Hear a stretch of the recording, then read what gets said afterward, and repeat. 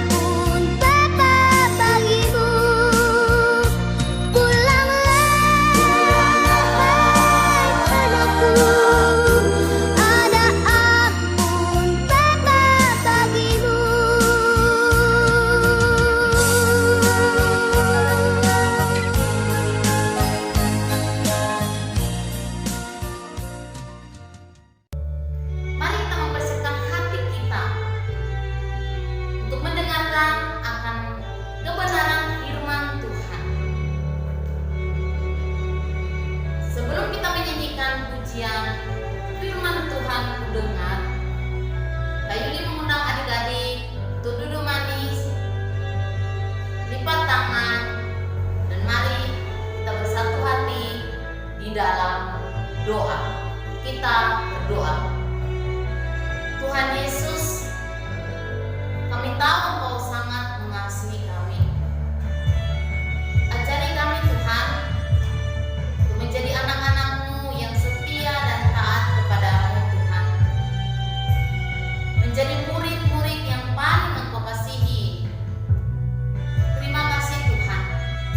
Berkati setiap anak-anak sekolah minggu. Berikan kami hati seperti hati-Mu untuk mendengarkan cerita Tuhan Yesus dan melakukannya dalam kehidupan kami masing-masing. Di dalam berkat nama Tuhan Yesus Kristus, kami berdoa bersyukur. Haleluya. Amin. Kita menyanyikan pujian firman Tuhan ku dengar.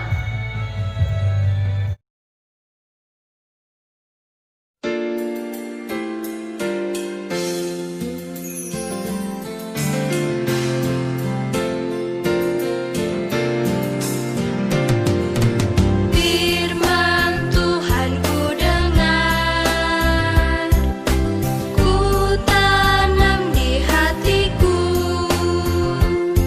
ku ingin bertumbuh subur, berbuah lebat. Yesus tolong padaku.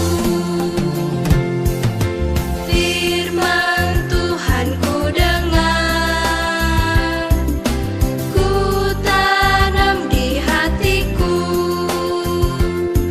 ku ingin bertumbuh subur, berbuah lebat. Yesus tolong padaku.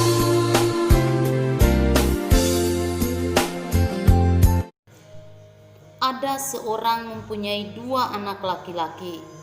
Kata yang bungsu kepada ayahnya, "Bapa, berikanlah kepadaku bagian harta milik kita yang menjadi hakku." Lalu ayah membagi-bagikan harta kekayaannya itu di antara mereka. Beberapa hari kemudian, anak bungsu itu menjual seluruh bagiannya lalu pergi ke negeri yang jauh. Di sana ia memboroskan harta miliknya dengan hidup berfoya-foya.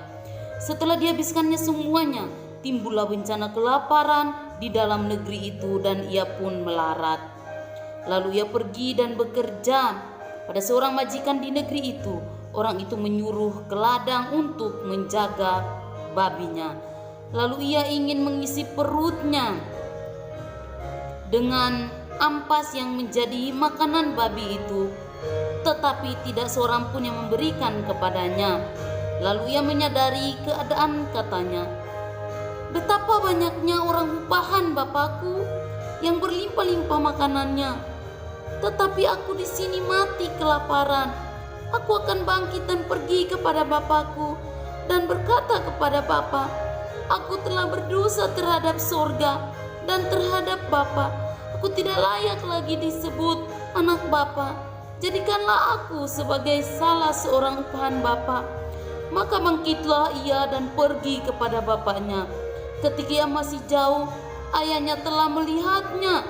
Lalu tergeraklah hatinya oleh belas kasihan. Ayahnya itu berlari mendapatkan dia, lalu merangkulnya dan menciumnya.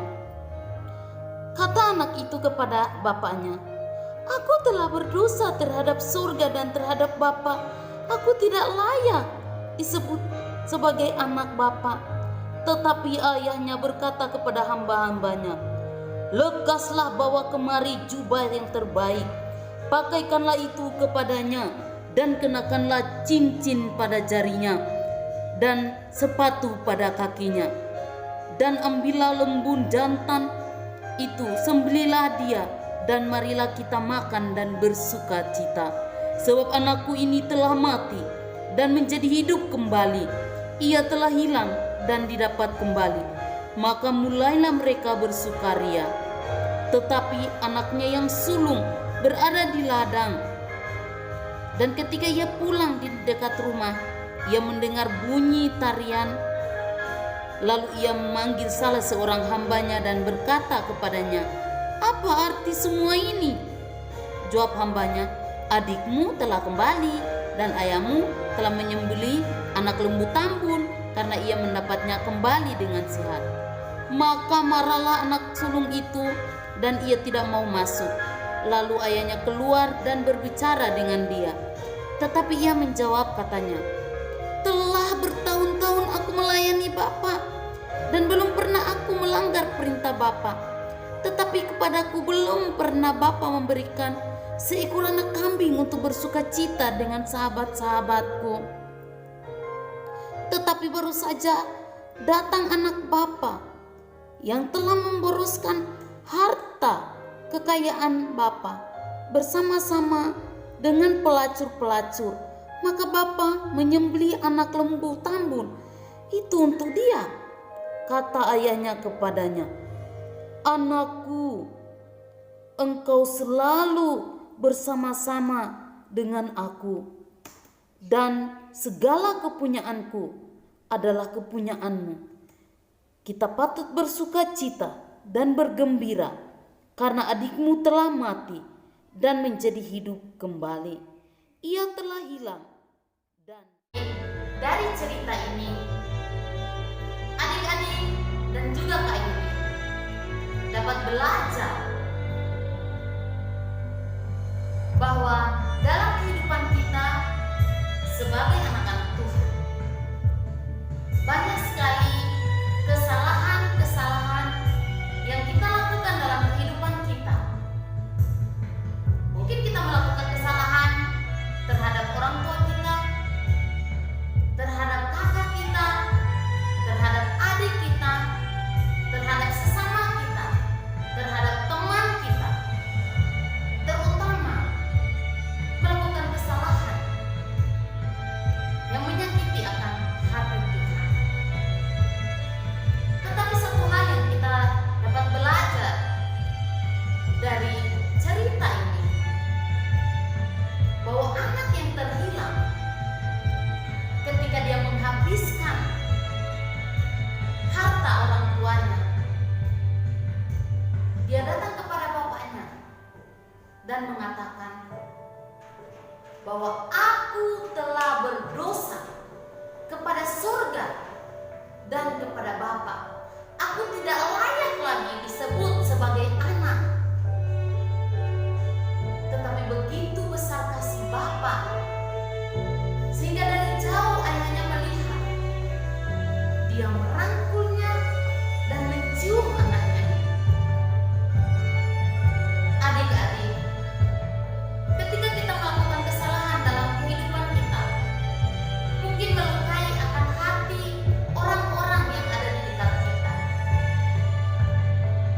Mari kita datang kepada Tuhan, mengakui setiap kesalahan dan dosa yang kita lakukan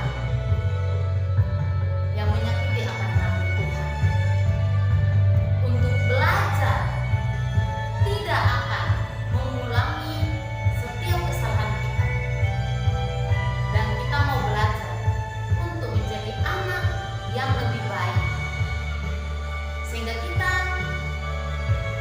lewat kehidupan kita nama Tuhan dipermuliakan. Mari kita bersatu hati di dalam doa. Kita berdoa. Tuhan Yesus yang baik, hari ini kami sungguh bersyukur boleh belajar tentang kebenaran firman-Mu, untuk mengajari kami Tuhan untuk memiliki kasih seperti Bapa yang tidak melihat seberapa kesalahan dan dosa yang dilakukan oleh anak-anak, tetapi Engkau selalu mengampuni akan kehidupan kami. Terima kasih Tuhan, terpujilah nama-Mu. Di dalam nama Tuhan Yesus Kristus kami berdoa dan mengucap syukur. Haleluya. Amin. Ayat hafalan Lukas 15 ayat 21. Sekali lagi, Lukas 15 ayat 21. Selamat hari Minggu. Tuhan Yesus memberkati kita semua. Amin.